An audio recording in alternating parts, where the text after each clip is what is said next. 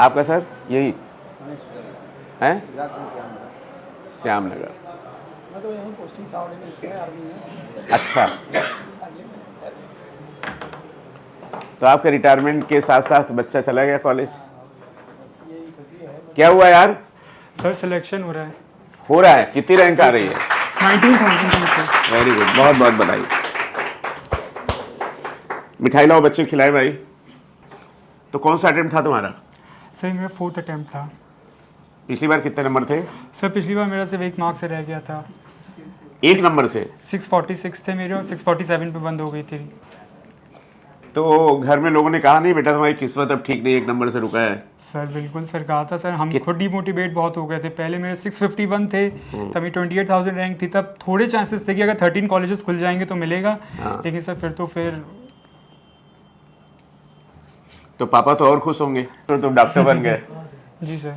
तो रोए हुए थे जब रिजल्ट आया था? तो सर इतना ज़्यादा हो गया था सर, आंखों से आंसू नहीं निकल रहे थे, लेकिन मन से तो निकल रहे थे।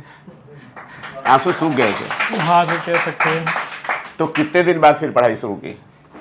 सर एक्चुअली मैंने जनवरी से स्टार्ट किया था। हाँ सर जनवरी, फरवरी, मार्च और अप्रैल और दिसंबर के, हाँ सर, थोड़ा सा लास्ट से स्टार्ट कर लिया था, क्योंकि तब तक ही स्ट्रेट वैकेंसी राउंड तक गया था। सर मैंने बहुत कोशिश भी की थी, जिसमें आखिर में 50,000 रुपीज़ भी देने थे।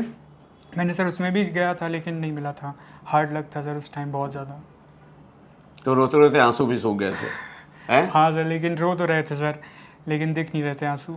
तो फिर कैसे डिसाइड किया कि चलो एक बार फिर शुरू करते? कब? सर मेरे पापा ने ही कहा था कि एक बार फिर से करके देखो और इस बार बहुत ध्यान से देना। तो इसके पहले कहाँ टेस्ट दे रहे थे सर जब 647 आए? सर मैंने लास्ट टाइम भी ज्वाइन किया था यहीं पर टेस्ट। हाँ जी सर, वो थोड़ी बहुत मिस्टेक्स ऐसी हो गई थी एग्जाम में, तो उस वजह से मेरा हार्ड लग रहा है। तो पापा ने ये नहीं बोला कि तुमने लास्ट ईयर न्यूलाइट का टेस्ट दिया था, इस बार कोई और टेस्ट दो न्यूलाइट? सर विश्वास होता है, आपको देख के सर लगता है कि विश्वास है सर, आप ही के थ्रू होगा सिलेक्शन। ऐसा क्या? हाँ सर, विश्वास है सर। तो बच्चों देखिए क्या होता है ना कि हर किसी का एक समय होता है, और हमारे पास 42 साल के इतिहास में ऐसे हजारों एग्जाम्पल हैं कि जो बच्चे एक एक नंबर से रुके, हिम्मत किए, फिर सेलेक्ट हुए और इतनी दूर यहाँ पे पहुँच चुके हैं आप। तो अपने आप को संभालिए, और एक चीज़ और हमेशा याद रखिएगा लाइफ में कि कुछ भी जीवन में हो तो दोस्त थोड़ा अपने को दीजिए। ज़्यादा समय हम क्या करते हैं, दूसरों पे डाल देते हैं, और जो दूसरों पे डाल के आगे बढ़ते हैं कि मेरा उसमें कोई रोल नहीं है। क्योंकि देखिए भाई, पढ़ना आपको है, सेलेक्ट भी आपको होना है, डॉक्टर भी आपको बनना है, मेहनत भी आपको करनी पड़ेगी। तो इस बार बेटा क्या हुआ, जो प्रेशर हैंडल कर पाएगा बच्चा, सोच के कुछ और गया था, आ गया पेपर कुछ और। तो जिसने प्रेशर हैंडल कर दिया और जिसके दिमाग में एक छोटी सी बात आ गई कि अगर पेपर टफ है तो सभी के लिए है, सभी के लिए। जी सर। तो वो तो कर गया। और बाकी अब तुम अगर सोचते कि 647 पे नहीं हुआ और इस पेपर में तो आने ही नहीं 600, तो कहाँ सिलेक्शन होगा? जी सर। तो पर्टिकुलरली उस समय क्या किया था जब पेपर बहुत अजीब था?